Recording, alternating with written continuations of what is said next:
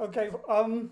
Hello everybody. I'm just so excited and so excited today to have these two distinguished composers as my guest to talk about um, their music um, and of course their passion in gamelan music. And in the next 1 hour and a half, I'd like to find out um, how they use the gamelan influences in their music, if there are any, and of course to look at their music, their compositions, especially for um, gamelan. Um, before before that though, I'd like to ask if anyone here would be happy to kind of do this session in English, or if you think it's necessary for one of us to translate into Indonesian. I'm sure Jody Diamond would be happy to do that. If you follow the chatting, she would be happy to um, type in to translate our conversations in Indonesian. Um, yes, two composers I'd like to introduce today. First one is Professor Dieter Mack. He's the composition professor at University of Music, Luebeck, Germany. And second guest is Professor Richard Causton. He's the composition professor at Cambridge University, the UK. Um, I'd like to welcome you both, and thank you very much for joining us. Thank Um, you. so this session, I'd like to maybe give you some an idea. Maybe in the next 45 minutes, we just three of us talk about music, um, and of course, I would like the audience to join us to participate to ask these two composers maybe in the next in second half for 45 minutes or so.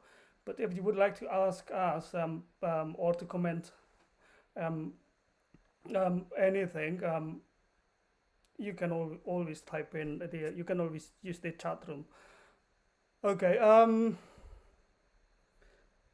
Let's start. I'm gonna ask Peter Mack first. Park Peter.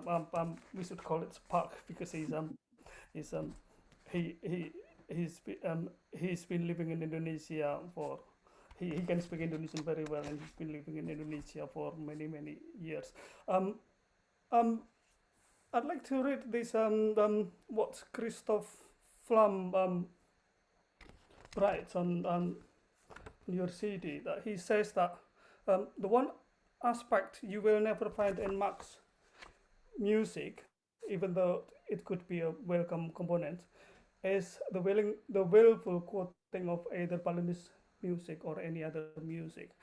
That quotation really intrigues me really because you've been living in Indonesia, you've been living in both Indonesia and Germany for in the last 30 years or so, and it seems that you don't really use the gamelan music influences in your music. Um, is there any reason behind that, Dieter? Maybe if you could kind of. Yeah, that's first regarding this quote. You should ask Christoph Flamm who wrote the text. Yeah. I didn't write it, so it's fine. But I know what he means, and in a way, he's also right. It means that I think from the very beginning, when I started to learn Balinese gamelan, that's also important. It's as I'm specialized in Balinese gamelan. I felt that Balinese gamelan is really a world for itself, and I did feel that I'm able to go into this world and, so to speak, take something out of that. So from the very beginning, I separated completely my practice of Balinese gamelan music and my European Western contemporary composition. But as it is, if you do it for not for centuries, but decades, uh, something will stay on and will influence yourself. But the problem is that I don't quote gamelan in a concrete way. It's just an experience, and it's maybe more the way of making music, this kind of collective aspect that has really influenced me. So it's less an aspect of sound or scale or rhythm. It's more the way of playing gamelan, which then I tried to transfer into my own Western compositions. I said, for me, it's, you see, if I speak about influences, I can go back until the 13th century in the Ars Nova that has strong influence of me. Isorhythmic structures had an influence on me. I'm very interested in Mozart's formal balance, which had an influence on my music, etc., etc. So as a composer, you have, if you are open-minded, you have thousands of influences. And then when you sit down and want to write a note on the paper, it's in a way starting from scratch for me. And therefore, certainly the gamelan experience plays a role, but not in a let's say, conscious way. Yeah, but are there any contributions? Because you know Balinese music very well, and also you also play jazz music as well. But how does music kind of given you any contributions in shaping your music today? I would say there is a kind of fondness in metallic timbre, which I always like in my also my orchestra music. That no, there's hardly a piece in my whole series which doesn't use percussion. So this might be due to the fact that gamelan is not percussion in the really sense of its meaning, but these are beaten instruments, metal sounds, and maybe this kind of sonority has a strong influence on my music. That's one thing. And once again, the way of playing, this collective playing, which that was also one of the reasons that quite a long time I wasn't interested in composing for orchestra. I was interested in composing for orchestra in terms of creating interesting sounds and combinations of instruments. But the way, as a social institution, the orchestra wasn't interesting for me. That's with the conductor in front, and I didn't like that, you know, until a certain point when I then started to accept it. But I tried then in my compositions to find ways that the function of a conductor is more or less useless. But that would be too much go into details at the moment.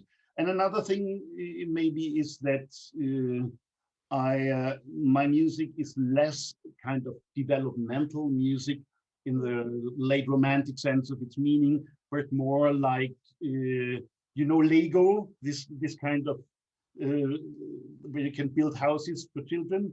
It's called Lego. These are the small parts that you put together.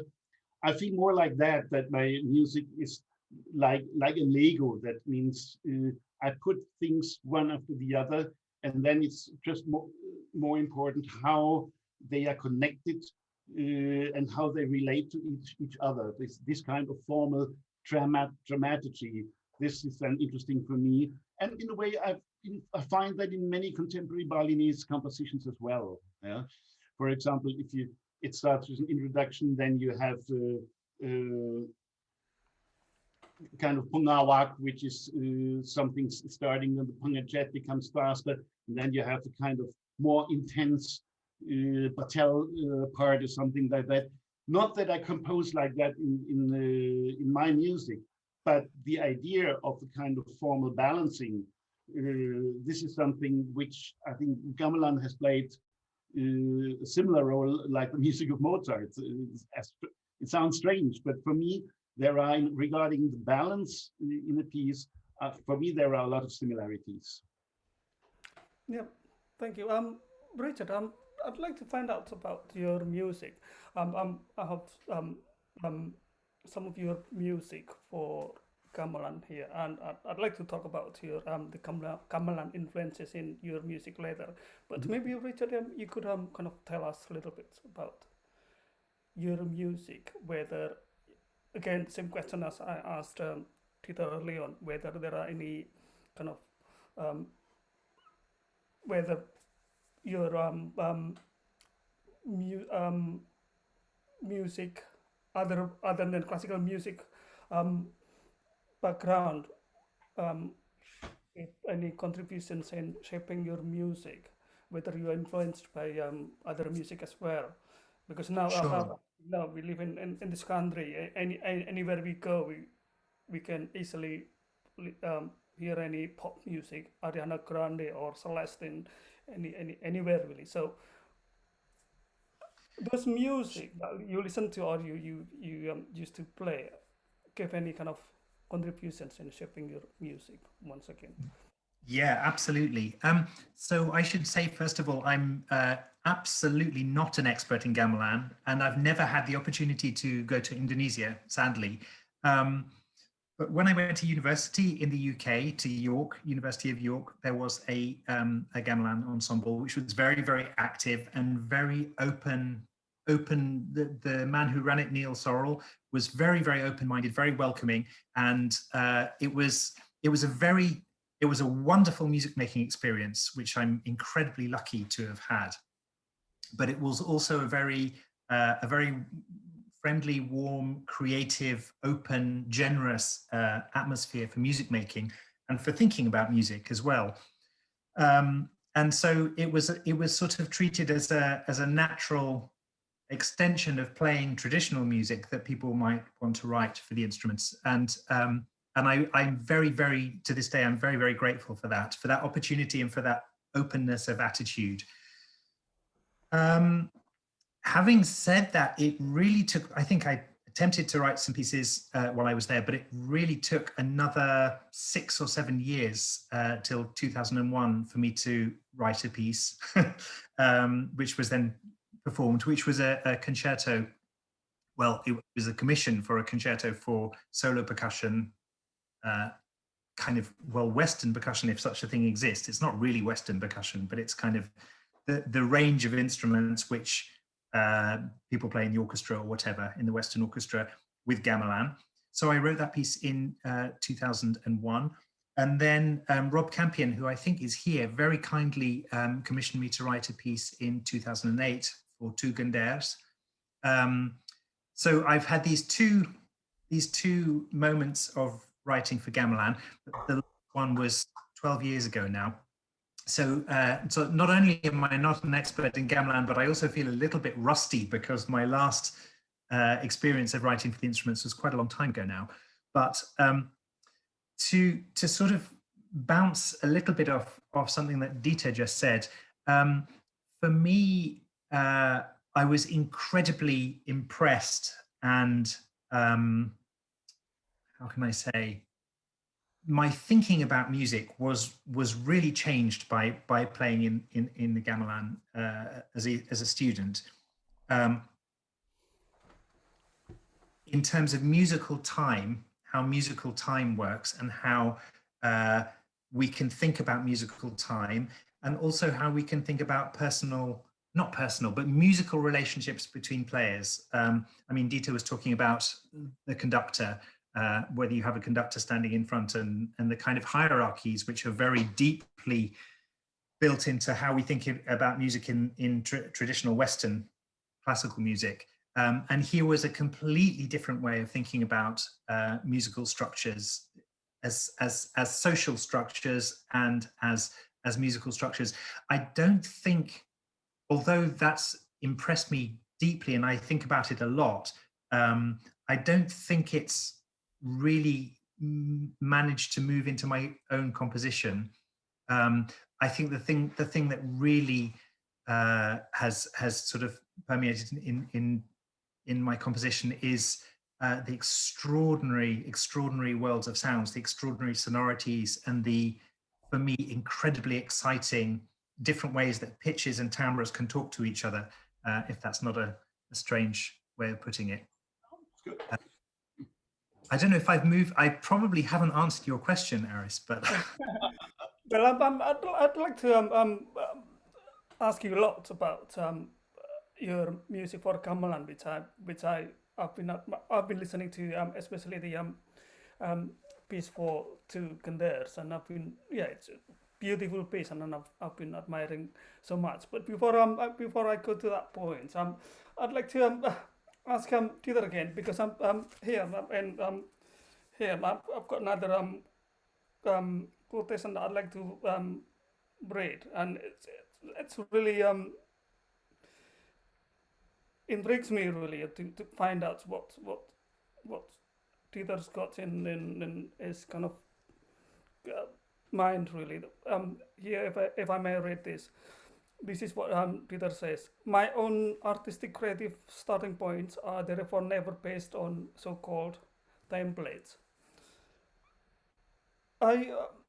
This might be something not strictly related to what you said here, Dieter, but I once read Ligeti say that when you think about music, you think intuitively, but when it comes to writing it down, it's about techniques, about constructions, and everything.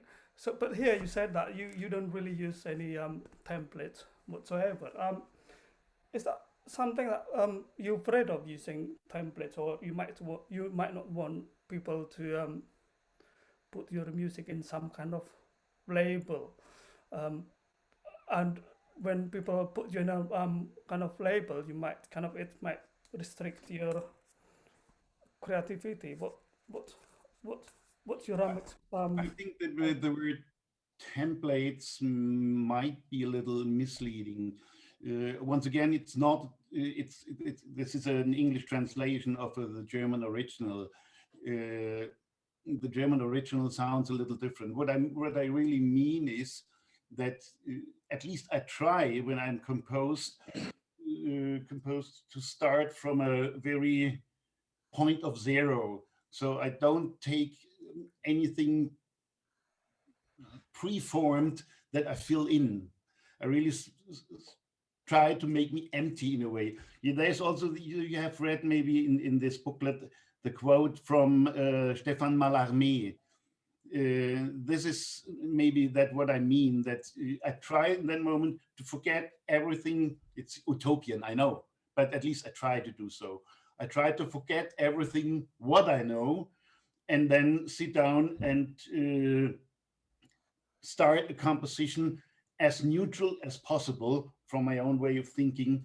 And that means the template later that comes from the inner idea, which I then will realize in a piece. Then at the end, I might have some kind of template which has been developed according to the idea that I have. So it's nothing that it's, to make it simple, I don't take a rondo and put music in. Yeah.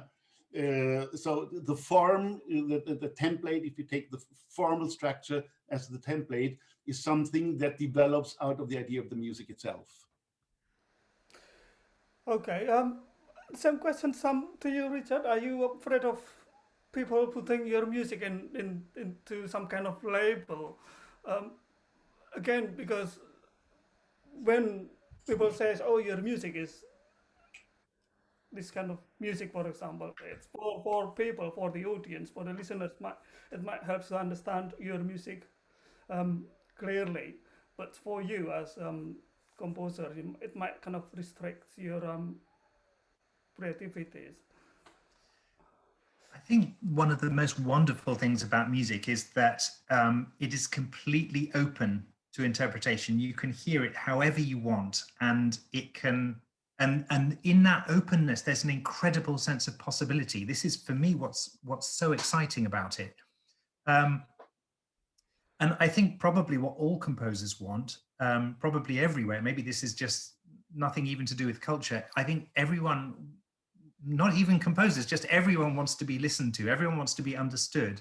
And there's probably a paradox there, because you can be understood in so many different ways. But as a composer, you are offering something, giving something, which can be listened to in many, many different ways. And if somebody, there's a wonderful quote about visual art. I remember reading, somebody said about painting, there is no wrong reason for liking a work of art, but there might be a wrong reason for disliking a work of art. And I think maybe the same thing could apply to music, that music can appeal to people on so many different levels, in so many different ways. And I love the sense of openness and possibility, and the different sort of lines of association and interpretation and reference which can come out of music. But because, and I don't know how Dieter feels about this, or any of the other composers who are here, I know there are many, many composers listening.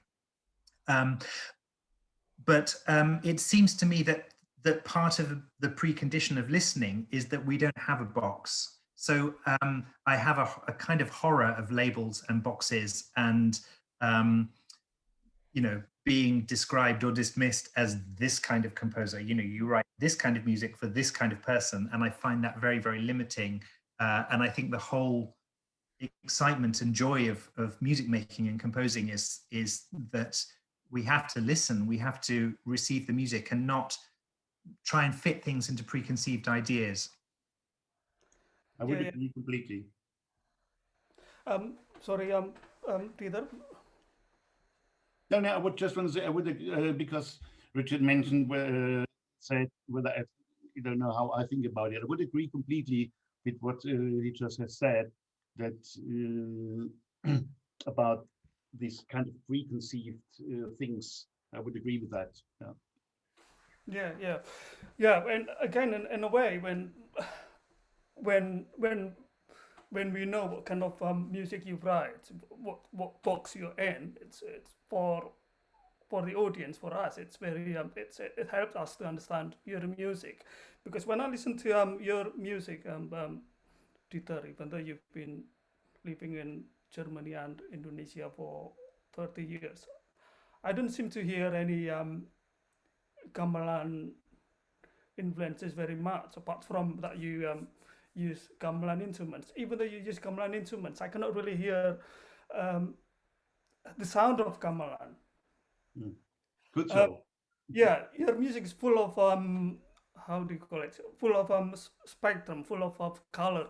But in terms of using the gamelan element, it's very, very hard to trace that. So, for example, the piece Cross Currents, which is for Selenduran Pelok, isn't it? It's very, very hard to hear the gamelan sound in it, even though you use the gamelan Selenduran. That's the other one, the time after reset. Yes. For the Cross Currents, however, because you only use one tuning system, somehow you could still kind of hear that kind of mode, that kind of pattern, but again, because of the limitations of the gamelan notes that you have in that particular instrument. I'd like to move on to the gamelan pieces that you have. Maybe if I could start with Richard. I'm very kind of fascinated to hear your piece, which is Concerto for Percussion and Gamelan. Perhaps you could tell us a little bit about this piece, the background, and later on I'd like to ask a few things about this particular piece. It's beautiful piece. Again, if you could tell us a little bit about this piece. Thank you. I probably wouldn't have thought to write a piece for percussion and gamelan, especially because in 2001, when I wrote this piece, I hadn't written for gamelan. I hadn't written anything proper for gamelan on its own. But a commission came and I had no money at the time, and there was a little bit of money for the commission, and it was for Evelyn Glennie, a very famous percussionist from the UK. And so I thought, well, here's an opportunity to write a piece. So I wrote a piece. And thinking about, at the time, I'd just seen some incredible images, some incredible photographs from the Hubble Space Telescope of nebulas, of distant galaxies from hundreds of millions of light years away. Very, very beautiful, brightly colored, incredible, unimaginable images taken from the Hubble Space Telescope. And I've also been reading about pulsars, you know, the stars that emit a pulse of radio telescope, radio waves, or whatever. And so I thought to bring these ideas into my piece, and I wrote a piece in 3 movements, this concerto, which I've put some little examples on the Dropbox. Aris, should I paste the link? Yes, Dropbox? yes. Okay. Shall we listen, or do you want to talk a little bit more, and then we'll listen to? Sure. Okay. I'll talk a little bit more, and then I'll paste the Dropbox link. So there will be a link which gives a tiny bit of score, just a few pages of score, and 2 or 3 minutes from the second movement of the piece, and 2 or 3 minutes from the third movement of the piece. It also includes the end of the piece. So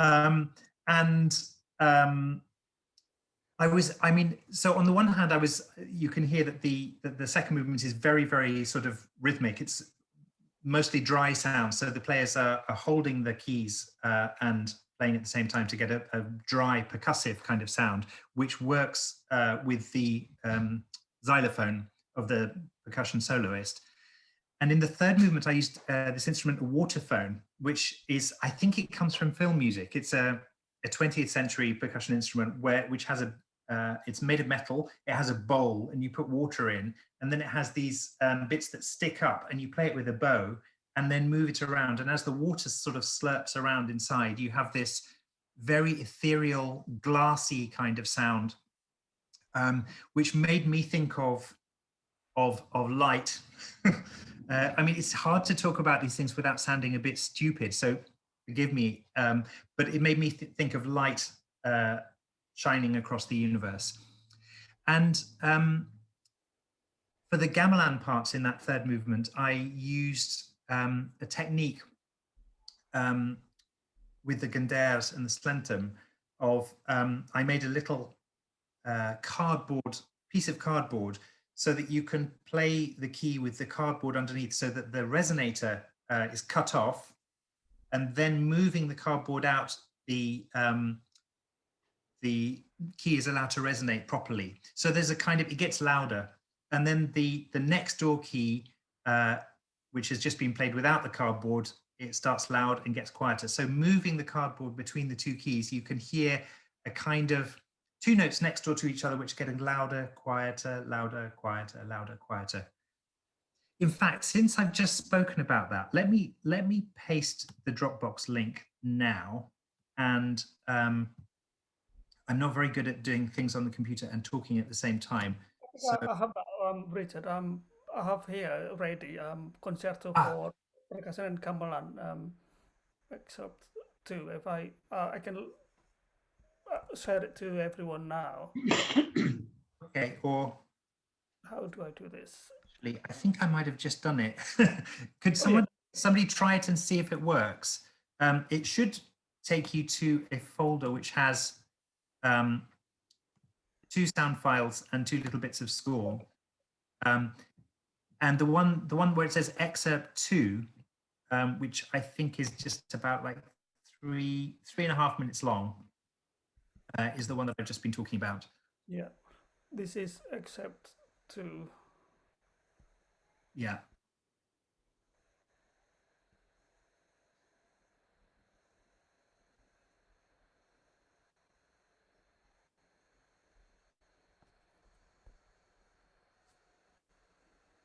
Is it playing?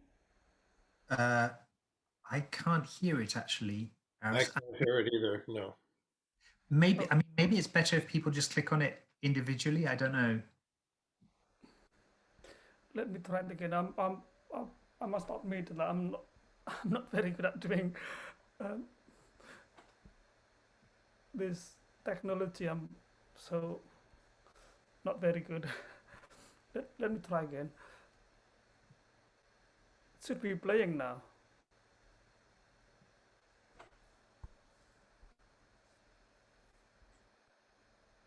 Have you used share sound on the share computers? I think I ticked that box already.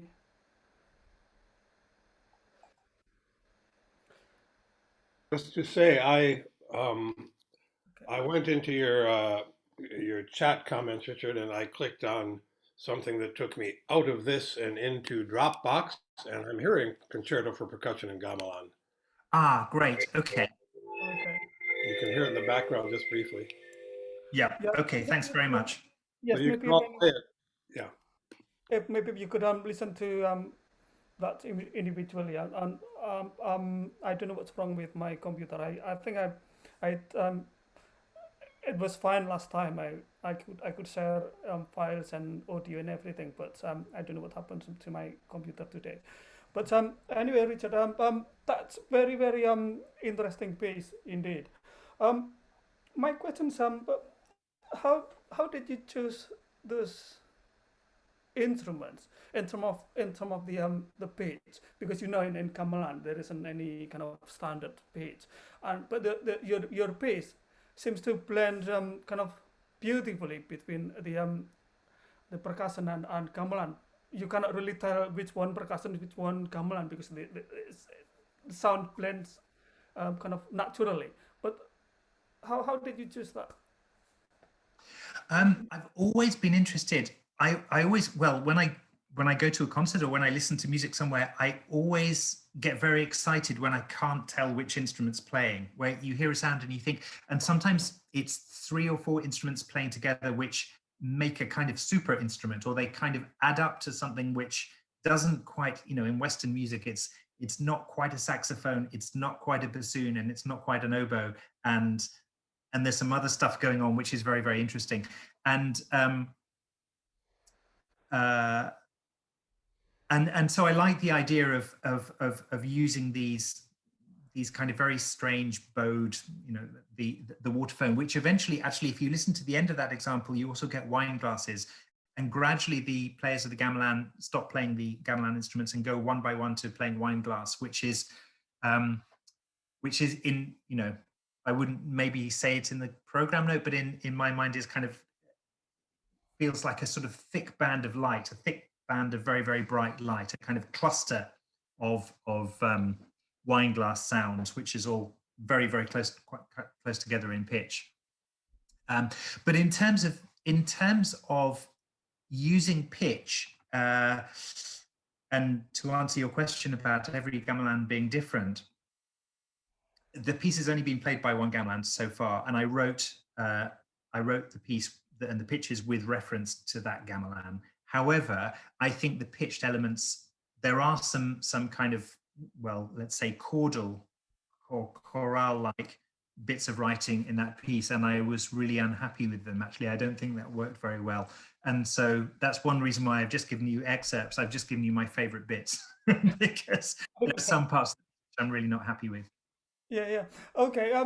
Well, still, I'm still kind of interested in finding out how you choose instruments. And Peter, I've heard this the story about your bass. Which one is it? I have to get it right.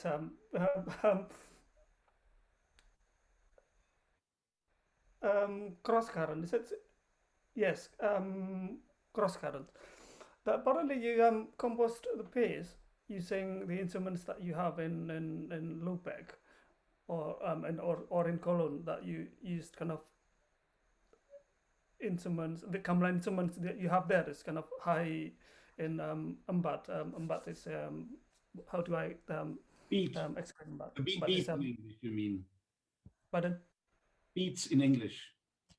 The interval system between one note to another, and the embats in your gamelan is higher than what Ivan Gunawan and his group use in Bandung.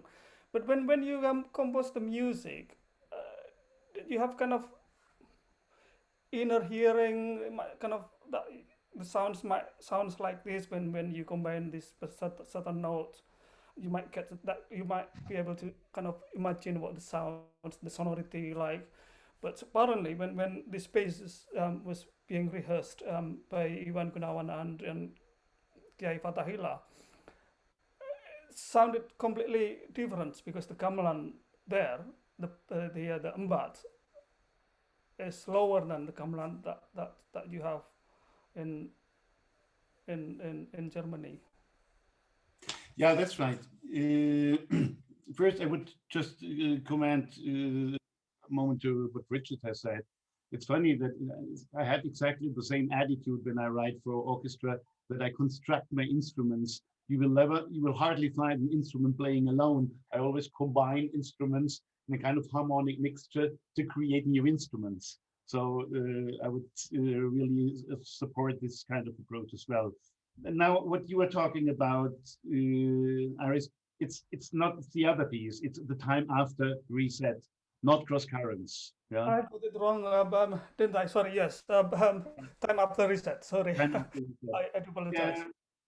So there are in the score some. It was really written at the same like with Richard for a special set of gamelan instruments which are in Leverkusen here in Germany. And I went there and I really made measurements of every plate, and I wrote down exactly the frequencies and all that stuff. So that was the basis I composed the piece then. And I knew when we will practice it in Bandung on the set of UPI Bandung, there would be some differences, but only some. Actually, there are a lot of tuning similarities between the gamelan in Leverkusen and the one at UPI Bandung. And fortunately, Ivan Gunawan, he already played on the Leverkusen set. So we knew exactly how we could balance the thing there. And finally, the version, which is just a rehearsal version, which is on my YouTube channel, I was quite satisfied with it as well as one possibility. And I write in the liner notes at the beginning what you have to take care of if you have another set of gamelan with different tunings. So you can always adjust the score to new instruments. So this is one possibility. Yeah, so I suppose that you kind of you have that kind of inner hearing when you compose music. Sure. The same as you, Richard. Your piece, chorals, very interesting piece, and it seems that you kind of put every note in a kind of bright place, if I may say that. The sound so beautiful. I mean, when you hear the chords being played, it seems like you get kind of so rich, so much color and so rich of color. But the thing is, your gamelan, that piece was composed especially for Cambridge gamelan. But did you kind of have, again, kind of the inner hearing? For example, this is what I'd like to hear. But imagine if that piece is played on Royal College Gamelan, which is Tumbuk 5, and the piece that you Cambridge Gamelan is Tumbuk 6, and Royal College Gamelan is Tumbuk 5, which means that you have kind of more wider range of notes and possibilities. I'm sure that would sound different, even though if you play that piece with my gamelan, which is the same as Cambridge Tumbuk 6, but my gamelan is has kind of higher pitch. But did you kind of anticipate that, or what did you have in your mind when you composed that piece, choral? Well, I spent a lot of time when I wrote the piece. I wasn't living in Cambridge and I wasn't working in Cambridge either, but I had the opportunity of spending time on the instruments. And I just wanted to, I thought if I can write a piece which does something worthwhile with these pitches and these instruments, then that at least is a starting point. I'm sure that there will be gamelans where it sounds terrible, where it doesn't really work. But I don't really know.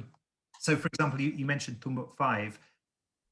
I imagine it wouldn't work at all. I mean, it may not work at all, or I might get lucky and something good might happen. But I don't think, I can imagine that there will be gamelans where it really doesn't work.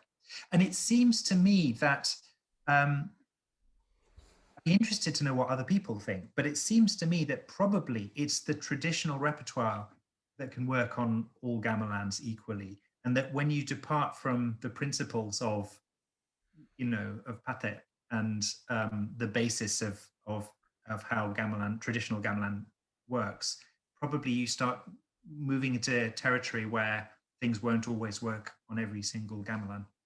I can't imagine creating a new way of thinking about pitch that could work on every single gamelan unless you base it very closely on traditional principles.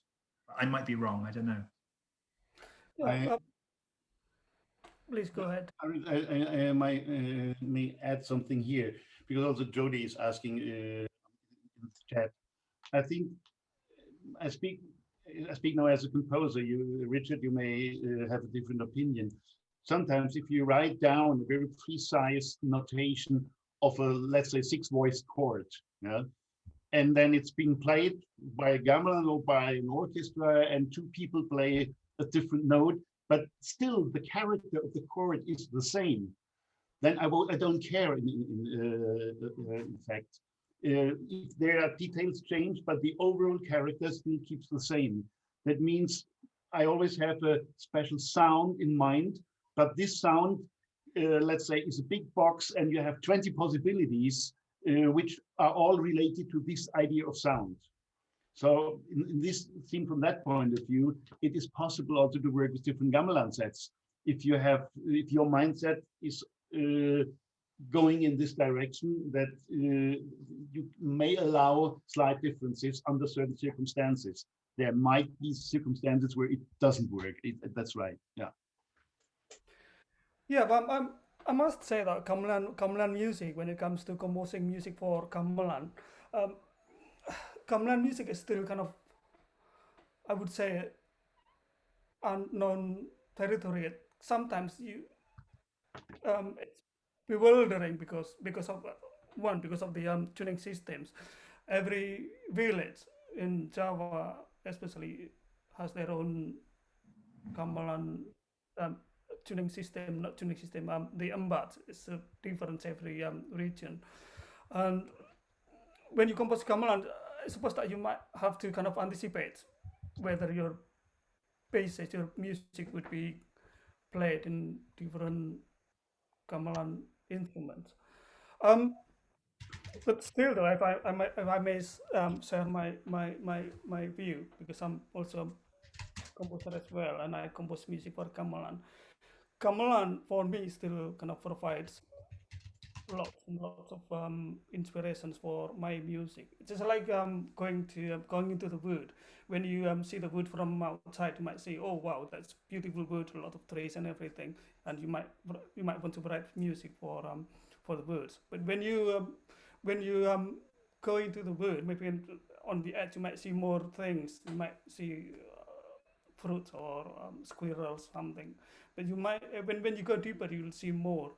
That means that you get more and more inspirations and from the music for your own composition.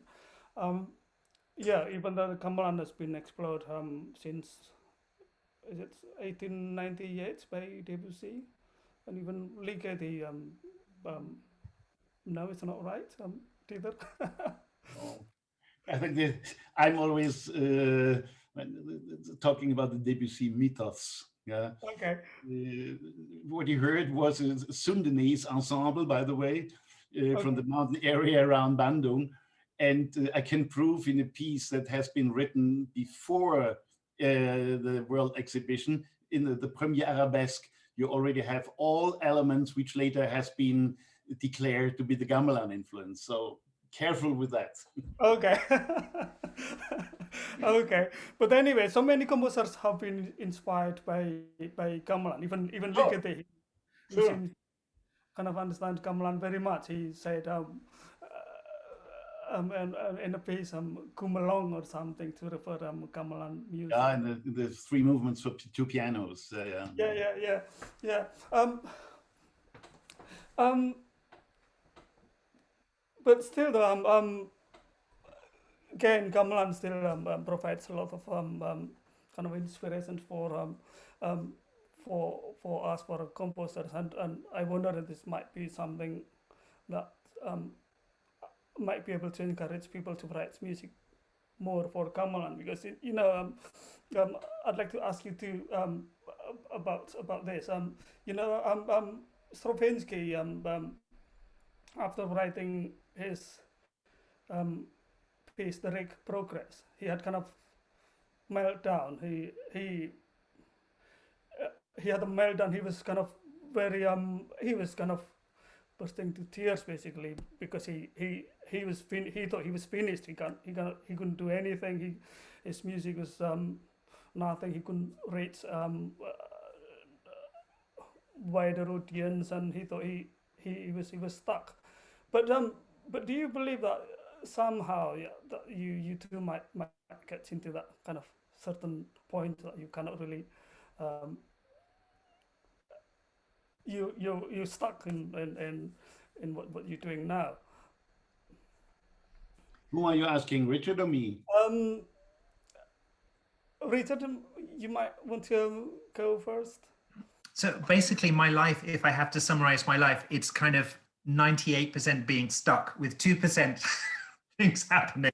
I find it incredibly, incredibly difficult because, yeah, to find material, to find ideas in any kind of composition, whatever instruments I'm writing for, to find ideas which are really exciting, and to then turn that excitement into something which has duration and which can move and which can proliferate, can like a tree, can grow branches and flowers and leaves and things like that. That's a really, really difficult thing for me. There are so many points at which that process can be interrupted or aborted or lose its energy, or yeah. So well, I'm not sure if this is really the question, but big writer's block here. I don't know about you, Dieter. Yeah, Get this. I wouldn't use the term block or being stuck. For me, it's always, I can't start a piece without having a kind of resistance at first. And this resistance then stimulates my creativity. And that may last quite a while to find a way out of it. And but then I might be stuck for a certain moment. But in my process, it's often that when I start a piece, I try to make a rough sketch from the beginning until the end, in a written form, like a text. That means I have always the whole in my mind, and then it means that every decision which I do then in detail is always contributing to the big picture that I have in mind. But to get this big picture, that sometimes might last quite a while to get it. And then when I hear the result, it's just, I would say, if it's a good result, then I am happy with it. And then I also can enjoy it. I wouldn't break out into tears like Stravinsky maybe, but it means also at that moment that then I must put it away. I don't want to see it again, because I would probably start just to repeat myself afterwards. That means I have to empty my mind from that what I have done for a while, and then I can start a new piece. For example, I was never able to compose two pieces at the same time. I know there are composers who can do that. I can't. It's impossible.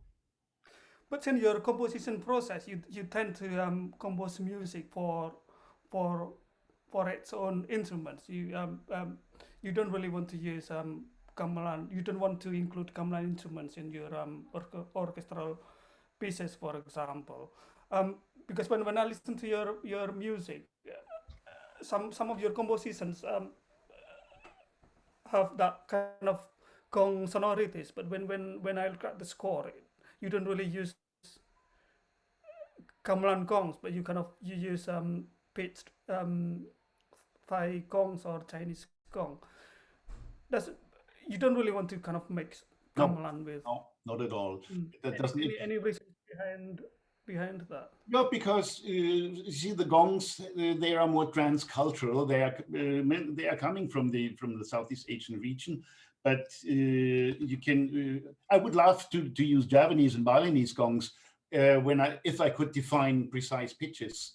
And the thing is that in percussion shops today, you can only get Thai gongs or Burmese gongs with precise pitches at Asian Sound in Cologne, for example, with Michael Ranta. That's the reason. I would prefer much more Balinese or Javanese gongs, like the one who's standing here in the back, which is a contra A flat. It's a fantastic instrument, but it doesn't make sense to use it because it's maybe the only one here in Europe which is so low. The other thing is that gamelan instruments have a very precise pitch, and I always feel that in combination with Western instruments, get into a conflict with this pitch problem, and that's why I'm not interested to compose to combine Western and gamelan instruments, except percussion instruments. With Western percussion instruments, that's easier. Like in my piece, for Cilantro Pelok, you have the percussionist who is playing in the back, and that works then if it's mainly non-pitched instruments. But if you use pitched instruments, they always will, they will fall out of the context. Or you have to make it in a way like Lou Harrison did, that he, for his piano concerto and gamelan, that he retuned the piano into a slant tuning that it fits together. But that is something which I wouldn't do, because maybe then you would never have a performance, at least here in Germany. Yeah, that's what I asked early on about anticipating the sound that might come out from your piece that is being played by using many different gamelan instruments. And I remember years ago, Richard composed an orchestra, and I remember John Bolton and maybe Rob Campion tried to get hold of the gong or compose Japanese gong and compose that might suit the that piece. Perhaps Richard could tell us a little bit about that particular piece. Unfortunately, I cannot really remember what piece that was. You know, Aris, I'm not sure I have in mind the piece you mean. Do you mean a piece for Western instruments? Yes, it was I think it was a piece for it was an orchestral piece, and when you were students or years ago, and you kind of looking for certain gong or Japanese gong or compose. Yes, yeah, no, I know what you mean. So that was, well, I'm slightly embarrassed actually to talk about that. It's an orchestral piece, and I needed. Well, I just had that sound in my head, and the South Bank gamelan happened to have the pitch of that gong that was going to work. And actually, the piece was played in the South Bank Centre, and I just got a bit cheeky and said, "Is there any possibility that we could borrow that gong?" And the South Bank gamelan very kindly allowed me to borrow it. But I think it's not even cultural tourism. It's just, I don't think it's a very significant use of the gamelan instruments. I was just being a little bit opportunistic. sound comes at that point in the piece. But there was a piece that I wrote before then, which might be worth talking about, and I nearly shared a link of it, where I built a set of bells which are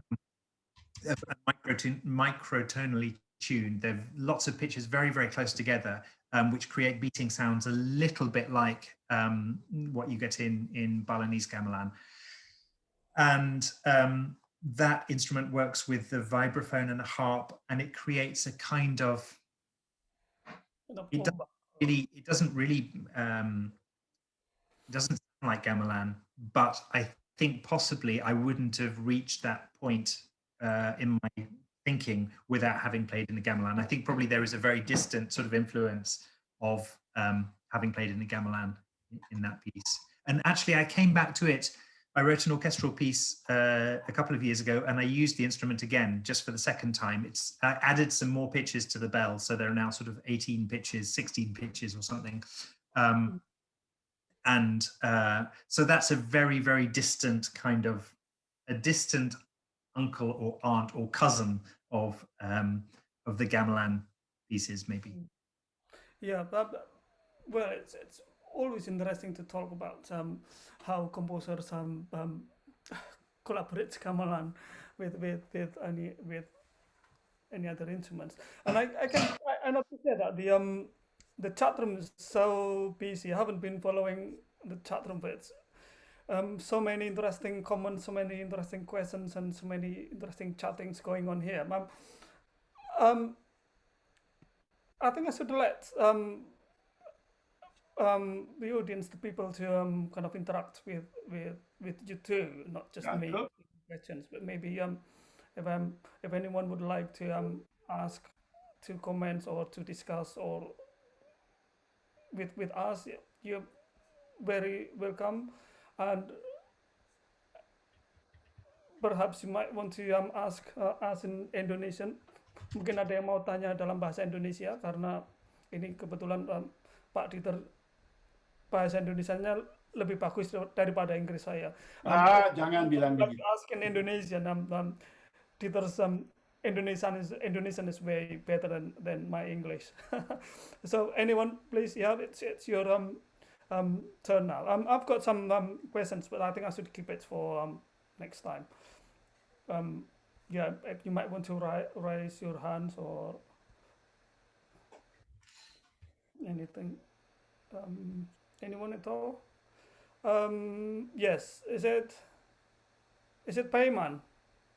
Is that? Yes. Yeah. I wanted to say that because you asked a few times that Dieter that can't hear gamelan music, but I would say that there is some hidden layers in from gamelan music in his music.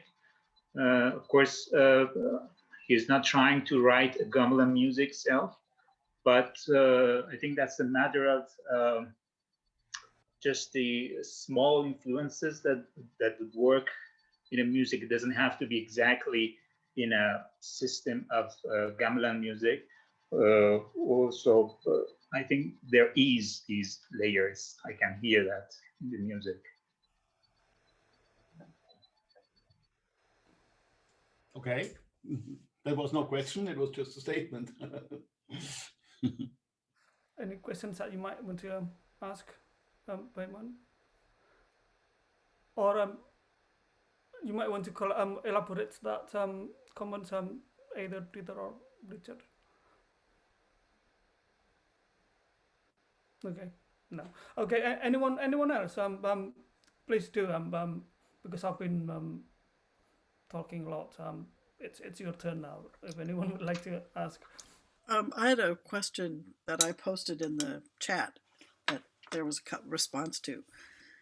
If you want to compose for gamelan, do you need to know anything about it before you do that? And if you do know something about the music, does that influence what you hear and what you're able to do creatively? There's a composer named Philip Corner. He's from New York. He lives in Italy now. He was a Fluxus composer. And he didn't want to know anything about gamelan music. until he had composed 500 pieces for gamelan instruments. He wanted to treat them just as found instruments, found sound sources. And I did an interview with him in an issue of Bolungen, and he said, after I'd composed the 500 pieces in what he called the gamelan series, then I was ready to go to Java for the first time and learn something about the music. Yeah, I think this is a typical Philip attitude. Yeah. I know it not very well, but that's fine. I would answer you, no, it's maybe not necessary to know about the gamelan music itself, yeah? But on the other hand, I mean the grammatics of that music. On the other hand, I think if you know something about the character of the instruments and how they are generally used, this is very helpful, because I must say that it's also in my normal compositions for orchestra. Why have I started to build my own instruments? Because I'm not so interested in what today they call extended playing techniques. Yeah? And because for me, an instrument has a special aura, a personality, a character, and I want to know about that, and I want to feel that. It's a very subjective decision. That means for me, it's very helpful to know how the original Javanese or Balinese people, how they think about the instruments, what these instruments represent. And then for me, it's in a way compulsory to take care of that. And that's why I think it's helpful to know about it, but not necessarily. I mean, that's a really good point. I taught a gamelan composition class when I was at Harvard with Lou Harrison's gamelan. And what I've noticed from working with Lou at Mills College, which had a graduate program in composition, the first semester, we would teach several pieces from Indonesia, Javanese piece, Balinese piece, Sundanese piece. And then in the spring, the graduate composers would be invited to compose for the gamelan. But the compositions they made were limited by what they'd been able to learn in the first semester. So you had all these pieces with, Saran Imbal. Oh, it's so incredible, and so much that they didn't get to. So when I taught the class for the Harvard composers, I thought, I'm not going to tell them anything about Indonesian music at all. Let's let them bring their own ideas. But as Dieter points out, they didn't know how to play the instruments or why they were the way they were. Why they were on the floor, why notes on the bonang were in a certain order. None of that made any sense to them until we backed up and taught some Indonesian pieces. Rob, go ahead. I totally agree. I mean, I would, if you were wanting to write for Western orchestra, I wouldn't begin. I'd want to know how the instruments work. I'd want to know, there's the same process involved in writing for, a gamelan orchestra. You need to have studied it. As a composer, it's all about study, understanding instruments before you even start to think about writing for them, I think. Exactly. Thank you. Yeah, we've got quite interesting questions from Nikolai Flies. Would you like to Sure. ask Richard directly, or where is Richard? Can you still hear me and see me okay? Because I've had to change my internet connection a bit. Is it all right? Good. Yeah. Thanks very much for this question. I think well, first of all, one very, very important thing, there is hearing music, and hearing music is wonderful, but having a chance to have physical contact with the instruments and play, and to make your brain do the kinds of things which it needs to do to play the music, gives a completely different level of insight and knowledge of the music. And to be inside a piece of music that used a different tunings, completely different tuning system, completely different sound qualities, completely different principles of musical time and pitch, was mind-blowing for me, because it made me aware of this completely different way of thinking. of thinking about pitch. And actually, the truth is, in my own compositions for gamelan, I've hardly scratched the surface of that. But I found it immensely stimulating to understand from the inside, not quite from the inside, but from more of the inside than if I was just listening to a recording, that there could be all of these different conceptions of musical structure and musical expression and different kinds of musical emotion, which simply don't exist anywhere in Western music. That for me was a very massive kind of realization. So I don't know if that answers your question. Dieter, were you going to add something? No, not add. Just if nobody wants to comment anymore on your answer, I would go to another question, which I think is quite funny. Okay, something else for Richard? Okay, then I would like to go to this question from Setjantri Cahyo. He is an Indonesian composer. He writes, Boulez wrote in his article, A Lost Paradise, I find that people form a too sentimental and emotional idea of the Oriental music. They now dive into it like tourists setting off to visit a landscape that is about to vanish.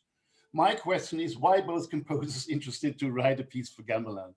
For first thing, I could ask you back, because I know that you write for Western instruments as an Indonesian. Why do you do that? And that would be also an interesting answer. My answer is just that I never was diving into the Indonesian culture like a tourist, never. And that's why I said from the very beginning, I learned the music and I play that music, at least Balinese gamelan. And so I don't feel as a tourist in that way. And that means also that when I compose for these instruments and I have this kind of, let's say, this approach of that I know the instruments, that I know the language, that I know how they work together, then I don't think that is something sentimental or emotional. It's also, I don't have no idea of Oriental music as being like that. This is what Boulez, I don't know when he wrote that. It's just, I think it's a stupid comment. Yeah? And it's also not correct that this landscape is about to vanish. I think there's nothing so active as the gamelan scene at the moment in Indonesia. Do you have any comments about that, Richard, or we should move on to any next questions, maybe? It seems to me that what Boulez is talking about is a Western person projecting their own idea, their own probably misinformed idea onto another culture. And for my own part, I can say that it came, well, composers, you know, we always want to hear music. We always want to be involved in sounds and live music. And the way it all started for me was simply that in York, these were the instruments we had, and it was completely natural. It was completely natural to want to make sounds with them and to want to make the sounds do different things. And luckily, as I said before, the culture was very generous and open and congenial to that. So it wasn't. I didn't know anything about gamelan music until I started playing some lancharans and ladrangs and things. So it was more that kind of routine for me. Okay, thanks. So Chan Martin has got two questions to ask. Yes, Please go ahead. yes. So the first is for the two of you. I want to ask, because you've been talking about fascinating sounds and music, but how about if you hear something that actually you know, like you don't like, that you really hate? Because sometimes our memory, you know, we have stronger memory on something that we hate than something that we like most of the time. Do you do something about it? Do you make use of it? That's my first question. The second one is for Dieter, actually, because I remember you mentioned about when you started researching on Indonesia, there's so many negative reactions from the German academics. Can you please elaborate on that? Thanks. Oh, the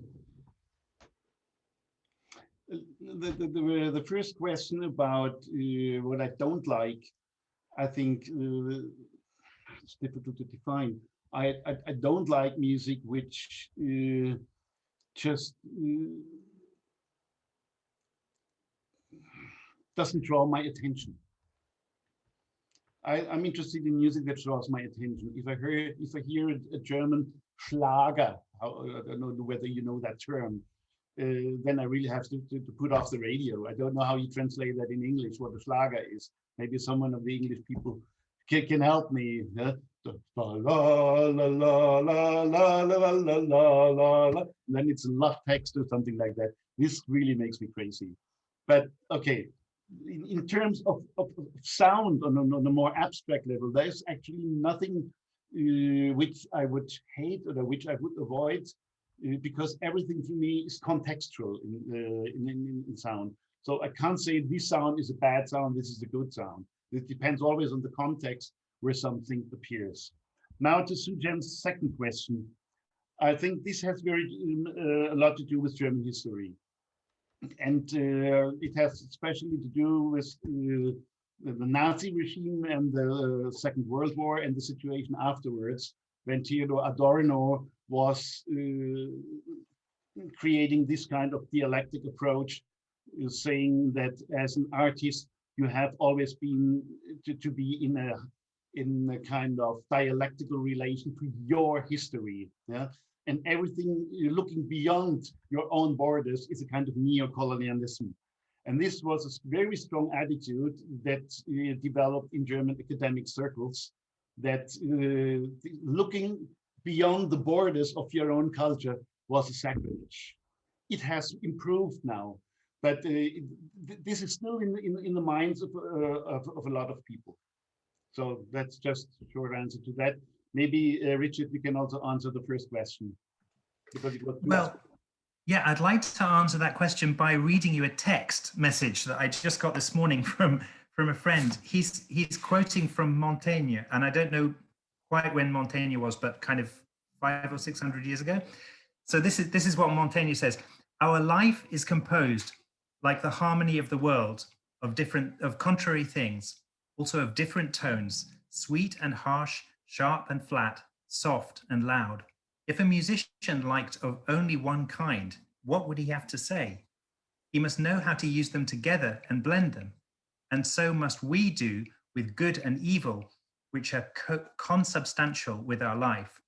Our existence is impossible without this mixture, and one element is no less necessary for it than the other. To try and kick against natural necessity is to imitate the folly of Ctesiphon, don't know who that is, who undertook a kicking match with his mule." Okay, well, I don't know about the last bit, but I think that if you want to accommodate lots of different kinds of experience in your music, then you have to choose sounds for the context and for the expressive function which they have, which have many different qualities. So I think probably if you're big-hearted and your music is big enough to accommodate lots of different kinds of expression, then you will have lots of different kinds of sounds with different qualities, some more pleasant than others in your music.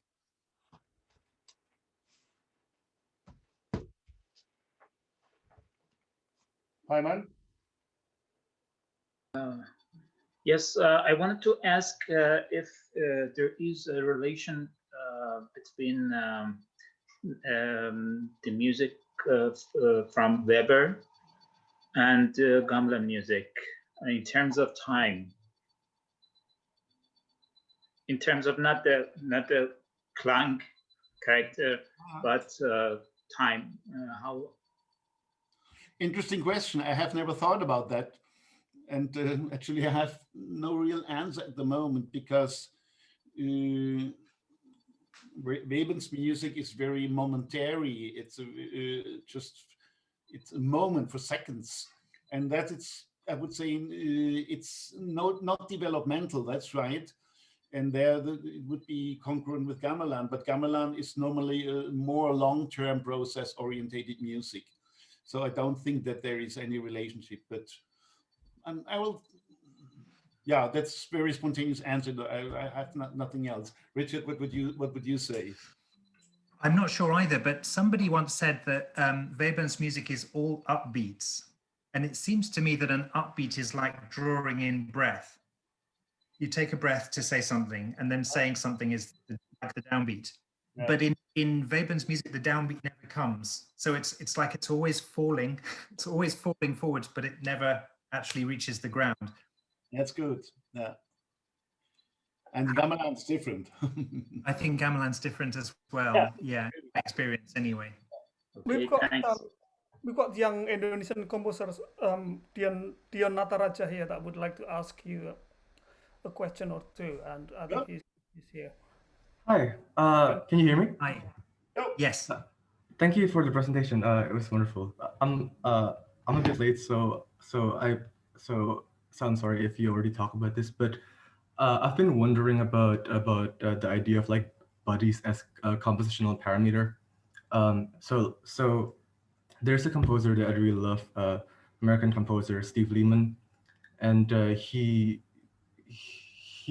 came from really like jazz tradition, and when I talked with him, he considered like choosing performer is a part of composition, because like his music is improvised, and like so he has to know like specific people in order to like achieve his vision. And I thought that there's like somewhat like similar idea in gamelan, in the sense of like, you know, like people who play Gundar might have like different like one to another, and who played above and everything. So we've been talking about sound, and I'm wondering how important are buddies as a compositional parameter in your works? That's an interesting question. I must admit that almost every composition that I write, I prefer to know for whom I am writing. That means I try to learn about the people I'm writing for, what character they have, and in a way that inspires also my creativity. That does not mean that this piece later that can only be played by these persons. But for the creative process itself, I think it's a very interesting aspect. So when I wrote this gamelan piece, the time after Reset, I had certainly Ivan Gunawan and Kiai Fatahila in mind, because I almost grew up with them during the last 20 years, and I know which kind of mood they are working and playing, and that has a certainly a strong influence on the way I wrote the piece.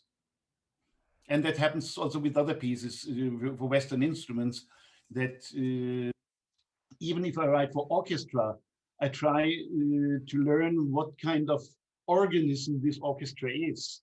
And I go to performances of this orchestra and listen to them before, try to get contact with some of the players and talking about the atmosphere in the orchestra, just to know, even if it doesn't influence my piece then, but this kind of debate, this kind of discussion about between people, this is a very important prerequisite for starting to compose a piece for me. Richard? Okay. Yes, since we have Rob Campion and Ivan Gunawan, they both have been working closely with both Richard and Dieter. I'd like to ask them their kind of experience in working with these two composers. Do we still have Rob here? Rob, are you still here, Rob? Or he's already gone? Or maybe we could start with Rob had to leave. He's already left. He's left, yeah. He just told me he left. Oh yeah, he told me he just he got to leave at 1 o'clock. But maybe Ivan Gunawan could tell us his experience in working with. If he's still there, Max Riefer could also. He's a percussionist. No? Maybe both can say something. Ya, Kang Iwan masih di sini? Yeah. Yeah. Maybe you could tell us a little bit about your experience when you rehearsed and performed Dieter's piece. Not much to say. I just, this is also the new experience. I know little because he is my teacher. Uh, but when we play the this new piece for gamelan, totally this is new thing for us also.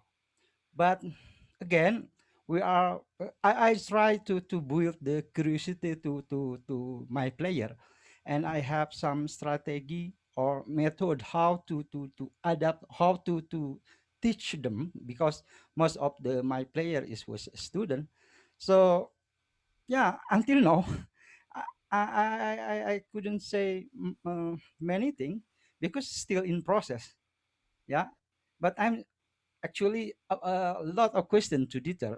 For now, my job is just to try the best, but maybe after premiere, that is many thing I could be asked to detail, like to how the process. But mainly, I think the point is uh, how the this piece in time after reset to trying the new sound. Yeah, just it or new sound. And of course, what Dieter said about the communication and blah blah blah. Yeah, not not in the gamelan world, also in Western world, and the communication is very exciting to me. And the but for me, this is very hard to understanding the sometimes the rhythm concept. But of course we have experience before, so that's why I didn't know what should we do, what should be right in the score. So until now I'm still curious. I hope the premiere will be happen in next year. Yeah, thank you. Yeah, presumably, Richard, when you composed your chorales for which was written for Rob Campion and John Boson, you knew exactly their abilities, and fortunately, those two uh, best gamelan players in the UK, and the pace that you wrote for them, it's not easy to play, and you have to have kind of certain level of ability in playing Gandhers to be able to play that piece. And it's very unfortunate that we cannot really ask Rob's experience, but maybe you could tell us a little bit about that piece, Richard. It was it was, if I'm honest, it was not very much of a collaborative process. I had conversations. Well, I have luckily a Gandhar at home, and I can play it a little bit. And actually, I was taught by John. John was my Gandhar teacher. So I knew a little bit about the instrument, but then after that, I went away. I wrote a piece. I made a score, and I sent the score to Rob and John, and they were always very, you know, Rob and John, they are very polite, very kind people. I don't think there were any adjustments. So I don't think there was any real collaboration in the sense of working with the musical material together. There was no, you know, can you redo this bit or whatever. It was basically, I made the score, sent it to them, and they played it beautifully. And they've always been very nice to me about it, but it must have taken a lot of work. I'm sure there was some, you know, there was some choice language Yeah. in the rehearsals, but luckily I never had to hear any of that. I'm sharing here the score for this piece chorales, and it looks here so complicated, and you use both conventional and cyber notations in writing this piece. Okay. Do we still have time? Maybe this might be last questions. If anyone would like to ask, we still have 2 minutes. Yeah, maybe if you want, Max can also. He's the percussionist of the piece. Could also maybe comment Oh, on okay. work in Yes, London if he wants. yes, Yes. Max River. Yes. Yes, please. If you have any experience. Yeah. Actually, yeah. Hello, everyone. Thank you very much for this very interesting discussion. I would like to add something that Iwan said, because, you know, as Bhaktita just mentioned, I'm the percussionist who played in the time after. So it was for me was what was so interesting when Iwan just mentioned communication. So the Kyak Fatahila, they worked on the piece for roughly a week, and then I came and I rehearsed it for another good 5 days with them. The interesting thing was it's like such a different approach than working with the usual contemporary classical percussion ensemble. Because I could tell like their idea of a communal playing really is, I mean, it's deeply rooted, of course, and it was really difficult for me to fit in. And I think Iwan, I don't know if you agree or not, but there's still we still need time for this process really to grow together. And I found this a very important and inspiring experience for me. You know, usually I play all this highly complex percussion, so-called percussion repertoire, and now going in there where a score looks relatively easy, suddenly the difficulties and challenges are completely different. So Iwan is right. We will still see more after the premiere, but already I think this process and communication was for me completely different than the usual work that I do. Yeah.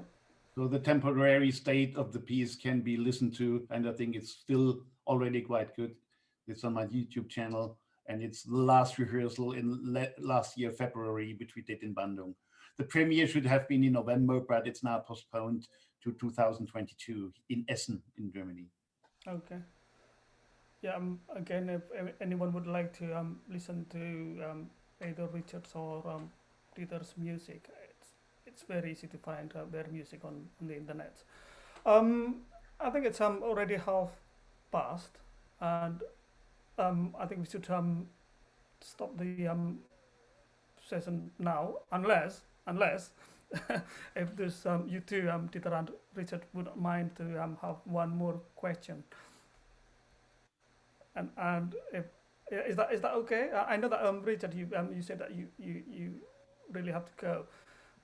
My kids are being very quiet in the other room, so I think for now all is okay. If I hear a loud screaming, I'll have to go.